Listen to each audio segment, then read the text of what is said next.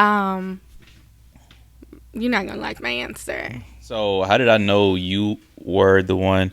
It was more so like, Welcome back, friends. It's the PB&J show. I'm PB. and I'm Jay. Welcome. Okay. What I miss? I All missed right. something. Uh-uh. Okay. All right. So y'all, so this is a special episode. And this is actually probably gonna be a 2-episoder right here. We got some questions in from you all, and we just want to say thank you for sending in your questions. And we're gonna answer those questions. So, I'll let you ask the first one, and we will go from there. So thank you for sending your questions. Listen, if you have any questions about relationships, about marriage, shoot them in the comments below. You can go to our link tree in the show notes and send us questions on there as well. And so we look forward and love answering your questions about relationships. So yeah, just send them there, and we'll answer. So yeah, you ready?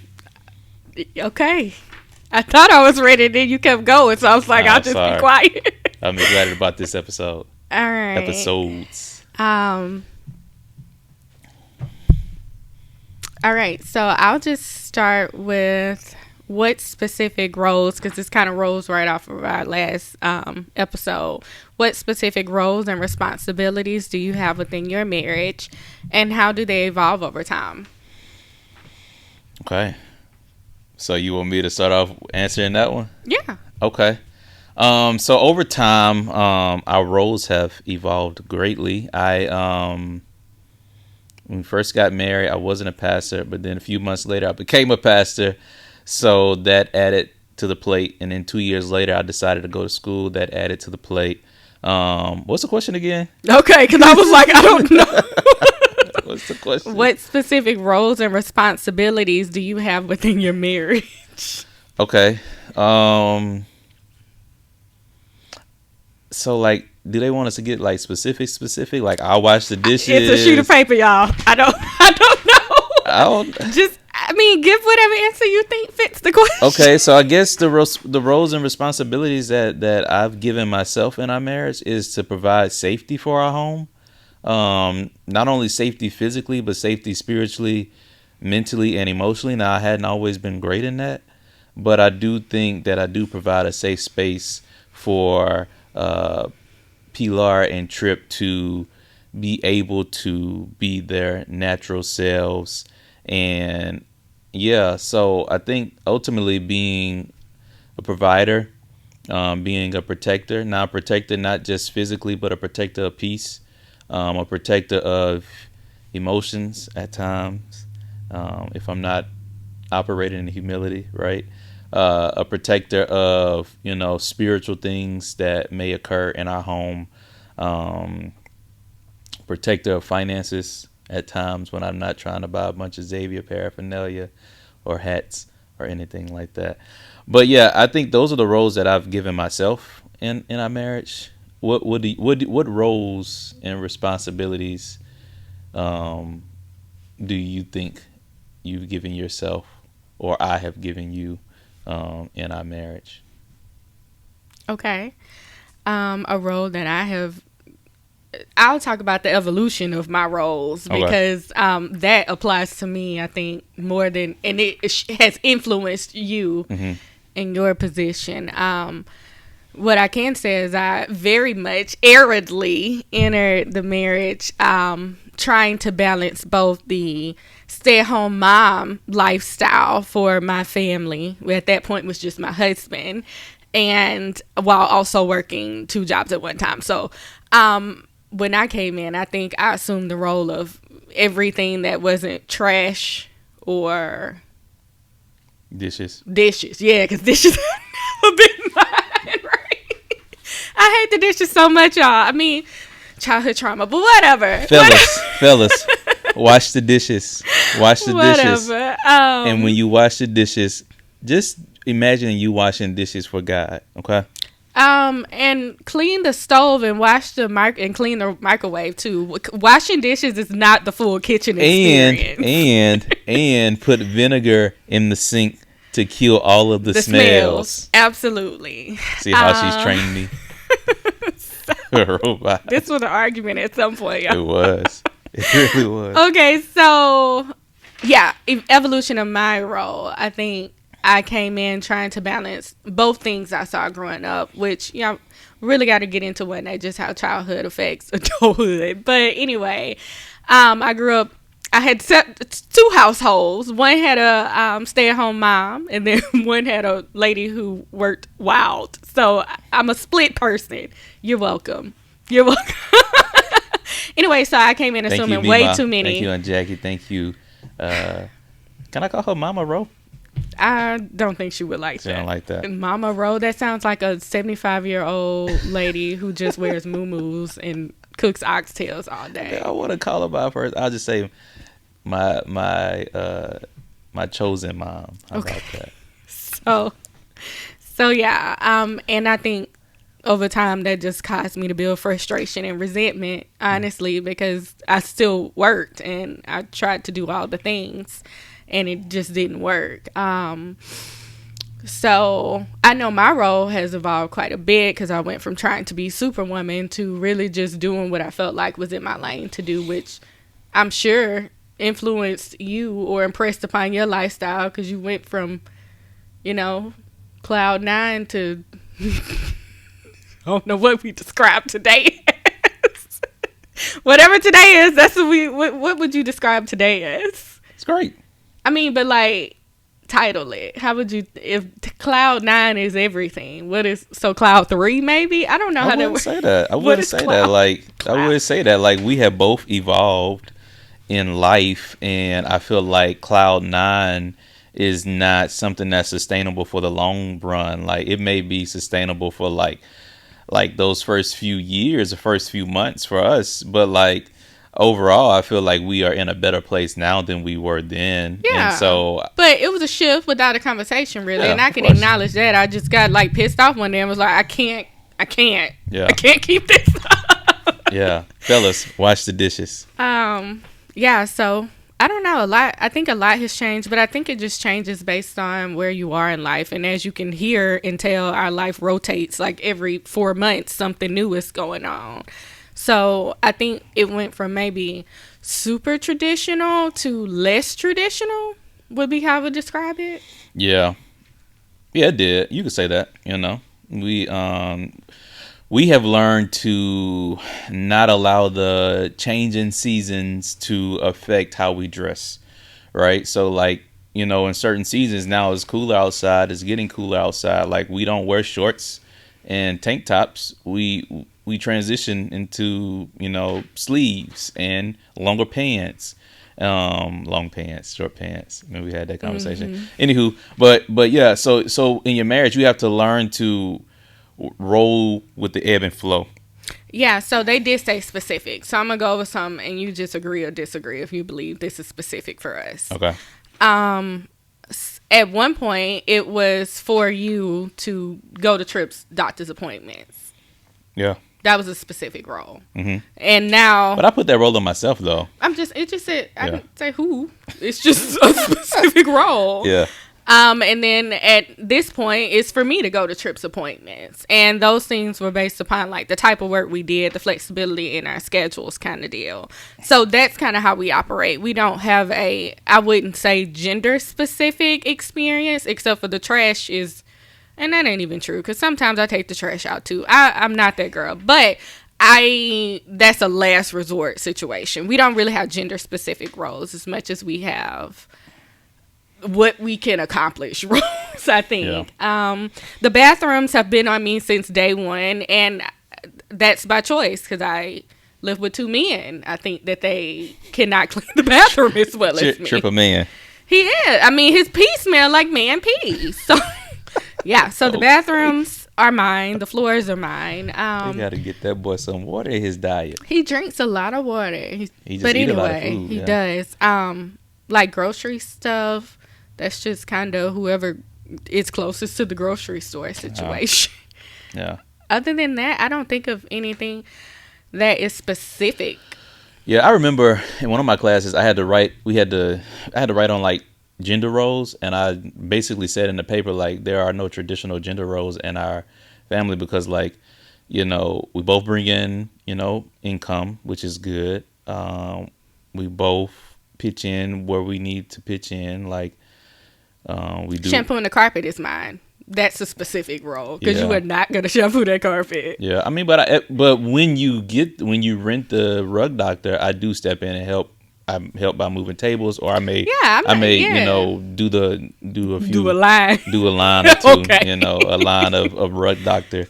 But yeah, we have learned to ebb and flow with the things of the house because it's our house, right? I think we had that conversation before. It's our house, so why not invest in our house together by doing the work together? So yeah, those have been the roles that we have done. Okay. So let's answer this one. When are you unequally yoked? I think that's a big question that because we got that question twice. When are you unequally yoked, and does equally yoked only not apply to materialistic things only, or should two people be equally yoked across the board? Okay, so the scripture says an unbeliever should not be equally yoked with a Unbelievers should not a be believer should not be unequally yoked with a unbeliever. not unequally yoked. They should not be yoked together. They should not be yoked together. We add the unequally in there? No, the unequal part is being a believer and an unbeliever. Yoked is just a connection. Yeah. Yeah. Okay. Yeah. So yeah. So when are you unequally yoked? I got more questions about that question because I don't know what they're referring to. Are they talking about spirituality? Because we hear that term being about a lot of things. So like my education, my income, that kind of stuff. So when are you unequally yoked? Yeah, I think it's more so like, I think this is, if we take from the spiritual aspect of this, the scripture says a believer and an unbeliever. It doesn't necessarily say a bachelor's degree and a master's degree. Mm-hmm. It says a unbeliever and a believer. Now the scripture also says that the life of the wife can win over the husband to salvation. And that's because you're already married. That's because you're already married. And we've seen that happen in our family. We've seen that happen. We've seen the life of a wife win over the life of a husband. But ultimately, like, if we're talking unequally yoked here, we have to go back to what the scripture says. And the scripture says that because the scripture God knows the struggle in that, and he wants to help you miss that struggle. And a lot of times we pick up struggles that God is saying in his word, if you do it my way, you won't have to struggle like that. Yeah. And that's the key. We have to learn to do it his way. And that's ultimately the most important thing in this. Like, unequally yoked is not about materialistic things. It's not about I had a Lexus and he had an Alero. It's not about I had a master's and he had a bachelor's. I kind of got some trauma from that. But we in a different place now, because that's one of the things that I talked about with you when we first started dating. Remember, I'll never forget it. I drove up to Jackson for Christmas, and we were sitting in my car looking at the stars. So romantic. And we was talking about, I was telling you, like, and I kind of feel bad because you make more than me. And at the time, you was making substantially more than me. And you was like, as long as we work together, like, it ain't about who make more than who. From that point forward, like, I was like, yeah, this the one I'm supposed to be with. And so, like, that's the type of person you should be with. It shouldn't be like, well, I make more than you, so I do this and I make more. No, we coming together like we are one. And so I appreciate you for that. Like, that's been one of the things that has like thundered in my spirit since we've dated up until now. Like, I knew from then, like, I knew you had my back, even though sometimes I act like you don't. But I knew from then you had my back, and things have shifted. Like, things have shifted. but it's not a thing of like, well, I make more than you. Like, it's not about that for us. It's about we working together as a team. So go back and watch the last episode because it's about teamwork. But yeah, I feel like you have something that you want to say, babe. I'm gonna leave that there. I think that's good. I will encourage Elise to put in the comments, like clarify what you're asking there. So if that doesn't answer it, or we hadn't answered it, or you need more information, we can get that to you. Yeah. The Bible is very clear. Like if you date unequal, then it's going to be a harder experience. But if you don't date unequal, then marriage tends to not have this question in it. Yeah. Yeah. Okay. Another question.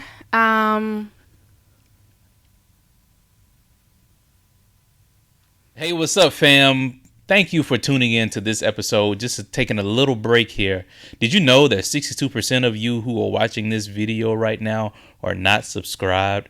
So if you can do us a favor, hit the subscribe button. We would greatly appreciate it, and continue to help us push out this value to people and to marriages and to single people and to people in relationships. And listen, we want to continue to do that because we want to provide value for you in this walk of life. So if you are part of that 62%, go ahead, hit that subscribe button. Let's get back into the episode. Okay. Do you and your partner have any deal breakers in marriage? I want to answer this. Okay. I want to share that for most folks, if you're not married, you really don't understand the marriage experience. You got good ideas, great ideas, but it is a total thing to be in it than to be looking at it or adjacent to it. And so for me, yeah, like I have married friends. Okay. I was like, oh, Jason. Okay. Yeah, like next to. You feel like you got enough information. Gotcha. Okay. But that's interesting because me, Sean, and Ezra were kind of talking about this. Like, we be so good intentioned with our very single thoughts. And then you get married and it's like, oh, it's I can't use these concepts I applied. So I'll share for me, I don't have any deal breakers. And I say that simply because if you know that God purposed you together, then why would you choose to unpurpose that thing? It's hard for me to hear that question and think that this person is married, because as long as you are married and unabused, let me clarify, because you don't stay through anything, and unabused, and your marriage is submitted to God, I think things are a lot different. So when we start thinking about deal breakers, that leads me to believe something else needs to be addressed. Yeah. When I hear deal breakers, it's more so like heart posture towards one another. Because like you said, if we are purposed to be together and we are stronger together than we are apart, it makes me kind of want to think about what's our heart posture when it comes to that. This person had a follow-up question to that. It was deal breakers in your marriage, and how did you know, or is that a separate question? How did you know that he or she was the one you wanted to spend forever with? How did you know? Oh, I thought you were about to answer like I just answered my. I answered it. I answered it when I was talking about us under the stars. Remember? That was your answer. That wasn't my answer. Oh, okay. But how did you know that you wanted to be with me? I'm all ears. Is that what that says? How did I know I wanted to be with you? Yeah. How did you know that he or she was the one you wanted to spend forever with? Okay. You're not going to like my answer. I didn't have to know from you, and I don't know that I did know from you. I liked a lot of things you were doing. Let me clarify. I think that you were doing great things. You smelled good. You showed up in the right outfits. Like, you were very meticulous. The Xavier sweatpants, remember? Yes. We're not going to make an episode without talking about this school that is not sponsoring us. So They should. Hey, XU. Sponsor this. We'll come please, do a live Black one. Love. We'll come do a live Black episode. Excellence. What's y'all tags so we can say some of those? We just gold mines. Oh, that's nice. Yeah, is that really the phrase? No, So our mascot is a gold digger. So instead of being. So whoever made this, shout out to whoever made this. I don't know where I got it from, but gold mines. I'm just representing. Homecoming is in November. So I think we're getting too far down the Xavier rabbit hole. Oh yeah, sorry. Back. What was the question? How did you know that? Oh, we got. You said you didn't know from. Left. You said you didn't know from me. You knew from. Oh, God, yeah, like God confirmed that. How did he confirm that? I heard him.